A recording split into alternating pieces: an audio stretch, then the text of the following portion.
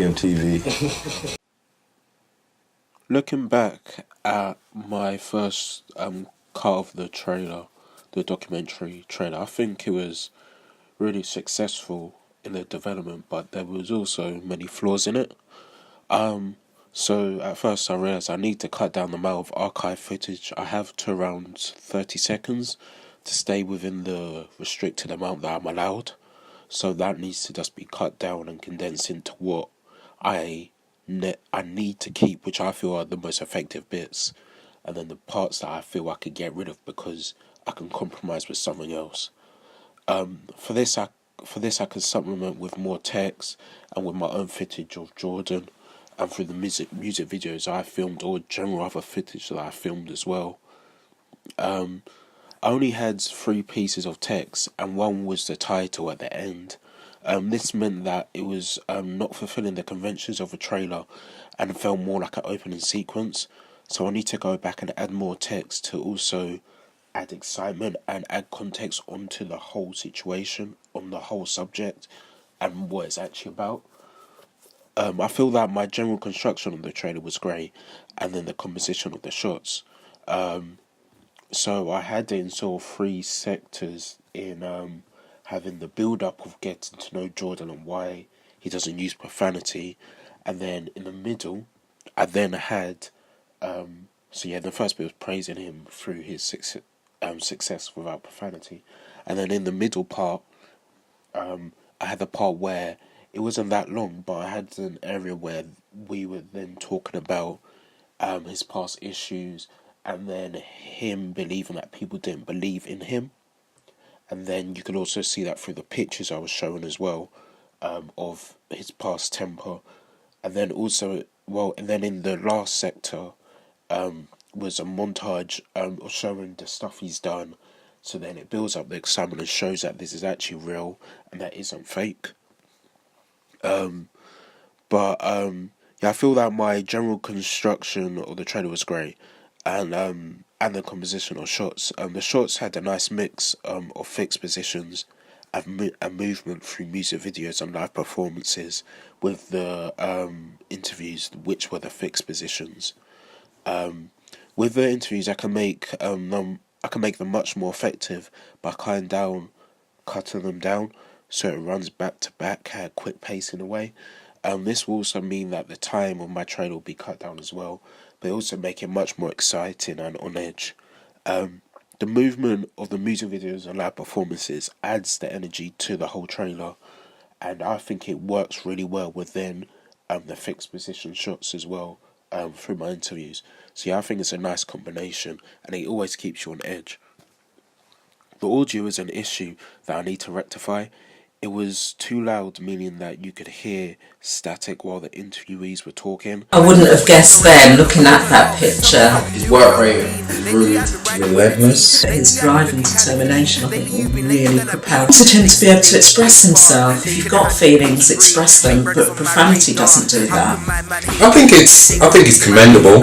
It's notable. In that respect, I admire him for not kind of like using it so casually and making it annoying to the ear. So it had that little crackling sound in the back, and it just wasn't that great. It wasn't that nice. I also had the music playing a little bit too loud, as well, meaning that you couldn't hear what they were saying at points. So to rectify this, I have to turn down the music, and then I also have to turn down the dialogue as well, but make sure that the dialogue was still loud enough, so it's the most dominating sound, but so it doesn't hurt the ears. So I'm just gonna try and experiment with stuff to see how I can fix the audio to make sure that it's really it's not too loud, but it's loud enough so you can hear without any static or crackling in the background.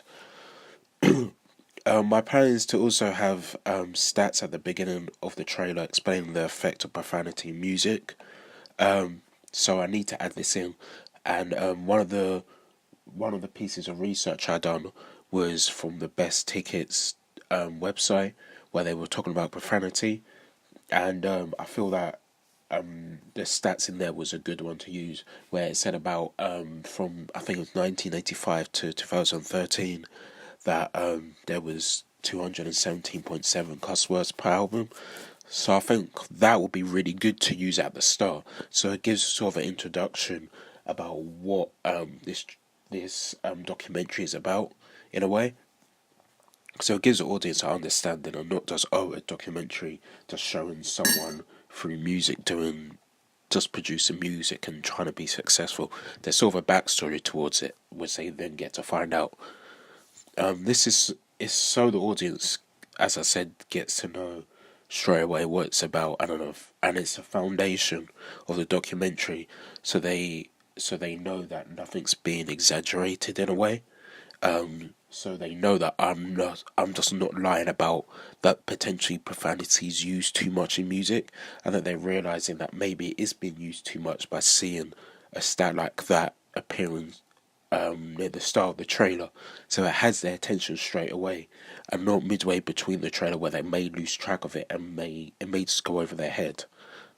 I felt that there wasn't enough text appearing in the trailer that was providing context about who J.O. is, so I mentioned that earlier. So I feel that I need to include more text or just space out the text in a different way. It only really needs around one or two more pieces, only so then you get to know J.O. a bit more, and then you sort of understand that, so you sort of understand about the documentary as well. So I may add in something about maybe certain film critics saying, "Oh, it's inspirational," or something like that. So it sort of just makes it more, adds more of that touch and personal touch towards it in a way. With the typography, I'm gonna change it to a specific font that's in relation with my poster as well. I plan to have keywords in red. This is so the text doesn't look dull, but so it relates to Jordan's passion and desire to become successful in music, and showing that it's something that didn't just come to him overnight.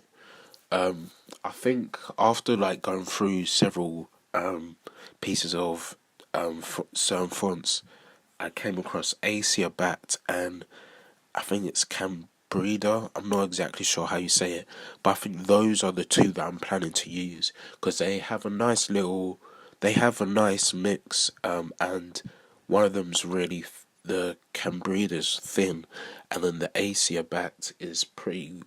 It's not bold. It's bold, but it's really distinct and strong on the page, but it's not overpowering.